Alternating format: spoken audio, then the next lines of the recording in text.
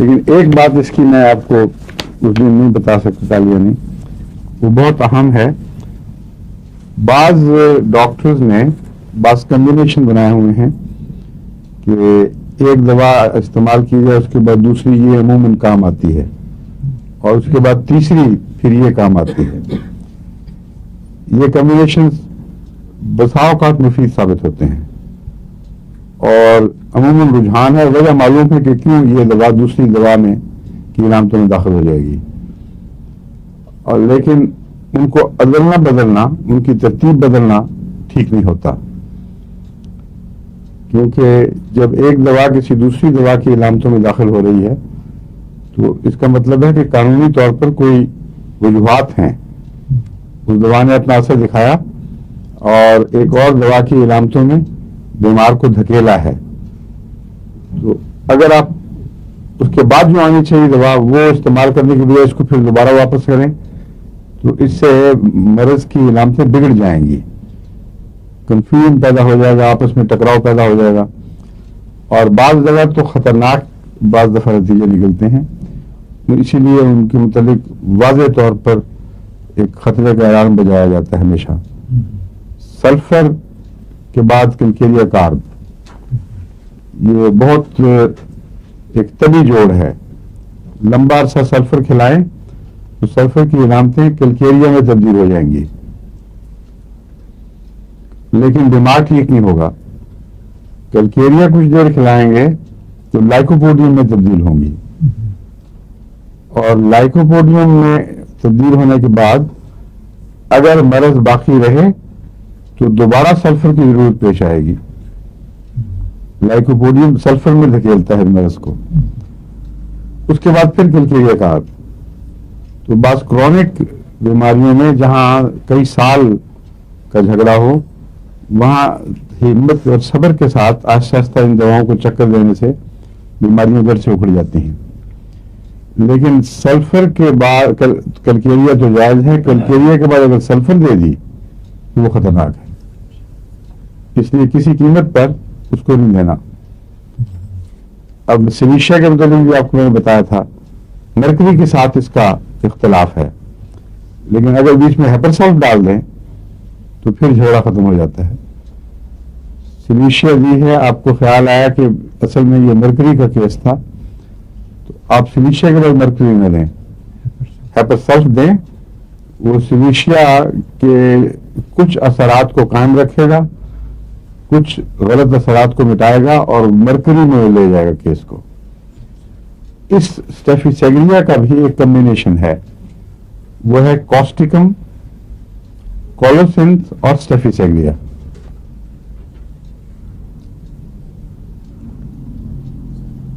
کاسٹیکم کولوسنتھ سے بہت ملتا ہے بعض باتوں میں. پیٹ کی درد میں کولوسنتھ ایک چوٹی کی دوا ہے.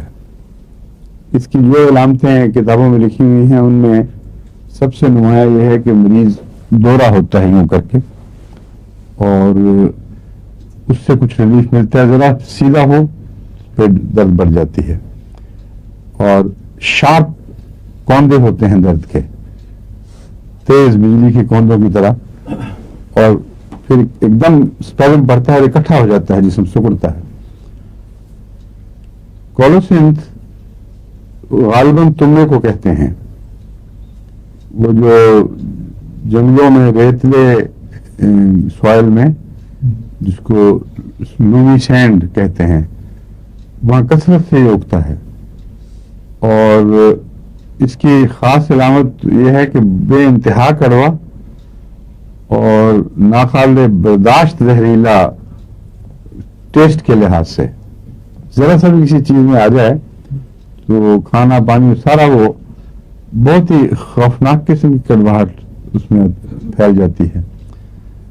اور اگر اس کو کاٹا جائے تو آنکھوں کے لیے آنکھوں سے پانی بہاتا ہے.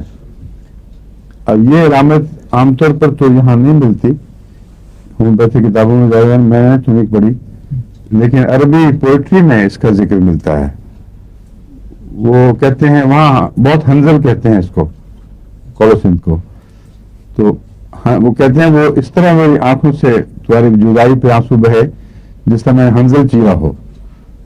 तो तुम्बों को अगर चीरा जाए, और मैंने देखा है खुद हमारे अहमदनगर के, अहमद नहीं, जो बुल्ली बाबू की तरफ बहुत हुआ करता था, जेलम में भैमनीद का जहाँ कारखाना है वहां भी इर्द गिर्द काफी मिलता है। उसको अगर काटा जाए तो उसका धुआं हल्का से एक्यूरेट होता है आंखों के लिए, तो वो कुछ अरबों को वो ज्यादा तेज होता होगा शायद, मगर ये दो बातें इसमें नुमाया हैं। इसको कहते हैं तुम्मा, हंजल अरबी में, और अंग्रेजी में कॉलोसेंथ। कॉस्टिकम में भी पेट की तकलीफों में ये अलामतें मिलती हैं, और असाब के ऊपर कॉस्टिकम का बड़ा तेज काटने वाला असर होता है। इसलिए कॉस्टिकम के बाद अगर पेट की दर्द ठीक ना हो तो कॉलोसेंथ अच्छी है, लेकिन दूसरी अलामतों में है कि नहीं ये मुझे इल्म नहीं, और कम्बिनेशन ये बताया जाता है कि कॉस्टिकम के बाद कॉलोसेंथ पेट में तो यकीनन फायदामंद है। कॉलोसेंथ में अगर पूरा फायदा ना हो तो फिर स्टेफिसेग्रिया।